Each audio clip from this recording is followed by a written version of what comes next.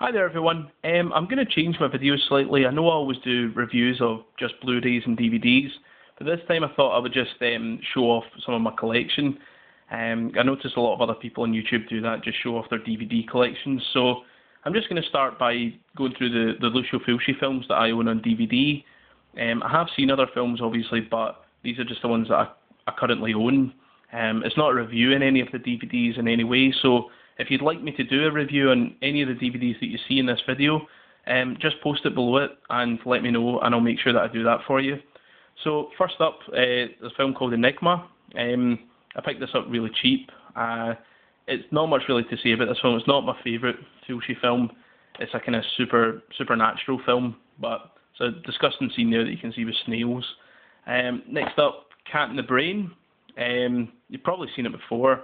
It's I think it was the last film that Lucio Fulci made, and he claims it's the first postmodern horror film, but that's kind of left up to yourself, I suppose. But it's okay. It's really gory. A lot of pointless gore in it though, but yeah, it's okay. Next up, I know this has got a Mario Bava film as well with it. It's not that film, it's this. It's Conspiracy of Torture, aka Beatrice Sensi. That's a really, really good film. It's a really early Lucio Fulci film, and this is quite a rare DVD, so if you want me to do a review on that, just let me know and I'll make sure we do that for you. And next up, Contraband. It's more to do with gangsters. It's also known as the Naples Connection or the Smuggler, and it's a really, really good gangster film by Lucio Fulci. I don't know why he didn't do more gangster films, because if this is anything to go by, it's really good. So it's really, really good. Next up, probably one of my favourite Lucio Fulci films, definitely one of my favourite giallo films, full stop. It's Don't Torture a Duckling. This is a genuinely creepy, and it is quite nasty, but not in the way that there's a lot of gore. There is one scene in it, there's quite a lot of gore in it, but this is quite an early Lucio Fulci film as well, and it's really good. It shows that he's a master of suspense. It's really different from the kind of later stuff like House by the Cemetery and The Beyond and things like that. So this is definitely worth checking out.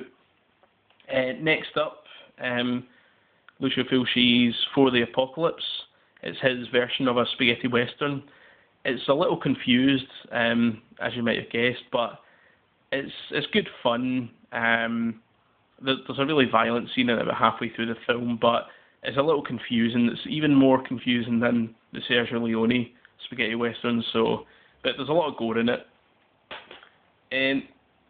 House by the Cemetery, one of my favourite Lucio Fulci films. Absolutely excellent. Not really much to say about this. It's 10 out of 10 in every single way.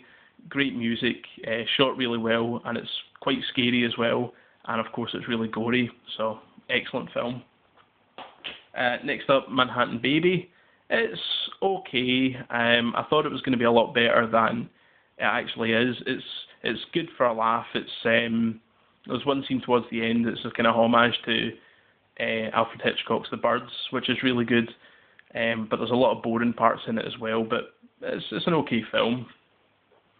Next up is another absolutely excellent early Fulci film called The Perversion Story. It's also known as One on Top of the Other, and this is a really stylistic giallo film. It's really sexy, it's brightly lit, it's really good. The soundtrack in it is amazing. I know it's not a review of the actual DVD itself, but the Severin release here comes with the soundtrack as well, so if you're interested in that, pick this version up. Another good Severin release here, and it's The Psychic. This is another giallo film as well. It's a little bit more supernatural, but it's a really great film. And of course, Zombie, or Zombie 2, or Zombie Flesh Eaters, or anything else you can think of to come up with a name for this. But again, not much to say. It's one of my favourite Lucio Fulci films as well.